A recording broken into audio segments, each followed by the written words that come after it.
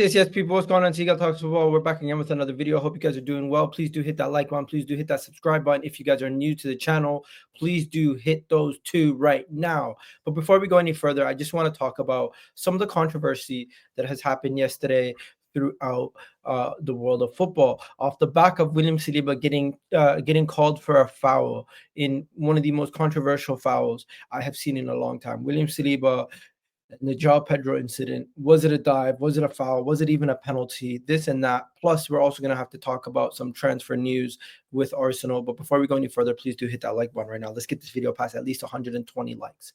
Now, everyone just says Arsenal are making excuses. Arsenal are making excuses. Arsenal are making excuses. Let's go to my boy Rory and let's talk about Arsenal's excuses. Let's talk about the excuses, right? Arsenal fans are always making excuses when their team drop points. Except we made no excuses when we drew to Chelsea. We made no excuses when we drew to Fulham. We made no excuses when we drew to Everton. We made no excuses when we lost to Newcastle. Because those were all results that were fair and square. There was no controversy in the game. And none of us want to be making videos or tweeting or talking about referees' decisions. It's fucking boring and annoying. My mentions and comments are full of abuse, vitriol towards me for having an opinion. I am far happier when we drop points and there is no controversy around it. But that isn't happening this season. Sending Declan Rice off was the most controversial decision you could make. If he had not sent Declan Rice off, that wouldn't have been controversial. Nobody after the game would have been going, oh my God, I can't believe Declan Rice didn't get sent off for nudging the ball away. The same with Trossard.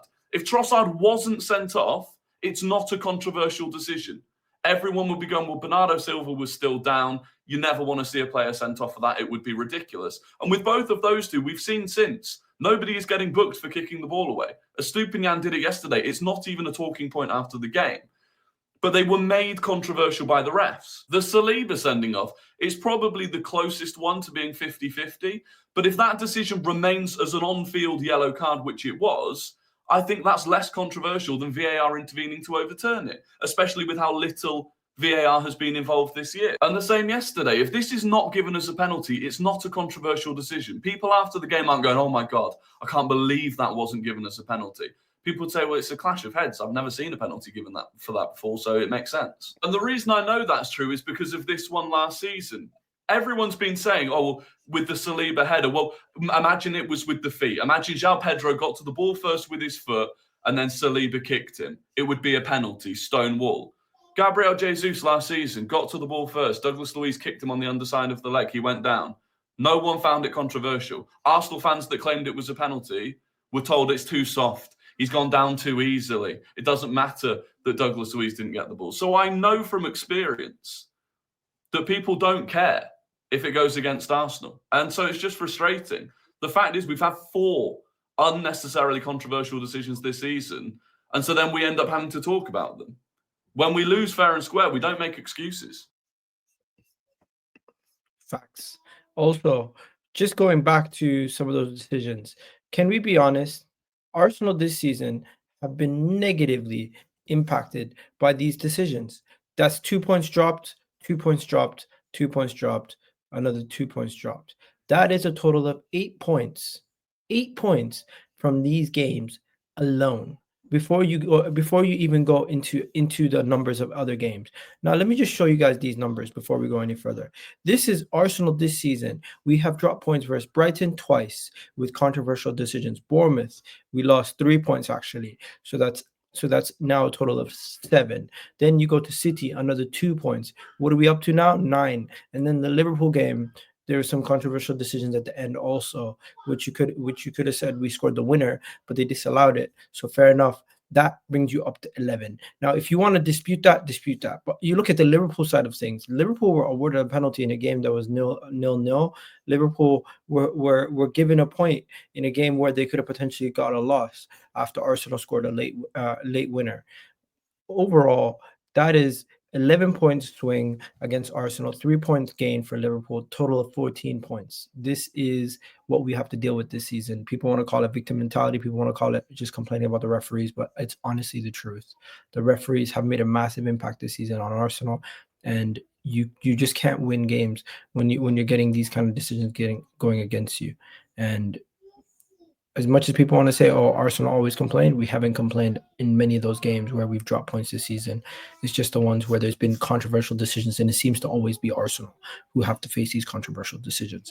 Now, first things first, yesterday we had a rumor that Arsenal are looking for a deal for Kingsley Coman. Reportedly, the Bayern Munich forward Arsenal are looking to bolster their firepower in January, and especially with now Bukayo Saka and Ethan both also injured, it is a situation where it's dire and we need to improve our attack as soon as possible. Would you take Kingsley Coman at Arsenal? Personally, I would take him in a heartbeat. I think if it's a loan deal and it's not a permanent transfer and it's something that we can just fix with our short term, he is somebody who in 13 games for Bayern this season already has 5 goal contributions, brings more goal contributions to our attack, but he's not somebody who's going to get you like double-digit goals or double-digit assists. He's long from that player. He's never really been that player at Bayern. Really, he's more of a player who brings the ball into the final third and is the pass before the pass at times. That is what Kingsley Coman is. But we'll see if we do actually go for him. There's also rumors about Arsenal going for having a loan offer rejected for this unknown Igor Jesus. I've never heard of him.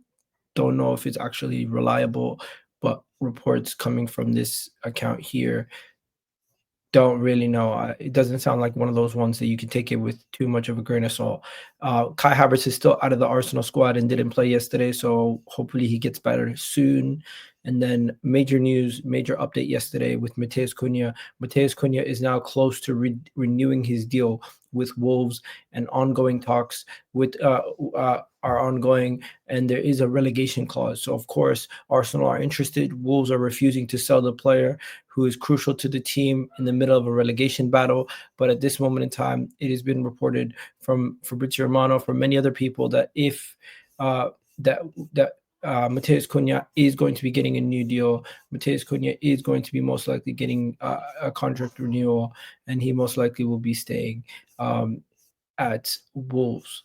It is unfortunate that we are still currently on the hunt for a January transfer signing, but Matheus Cunha does not seem to be that signing that we're gonna be getting. But yeah, I just wanted to do a quick little video, talk to you guys about some of these things, and yeah, let me know what you guys think. Who should Arsenal now go for, since we might not get Matheus Cunha?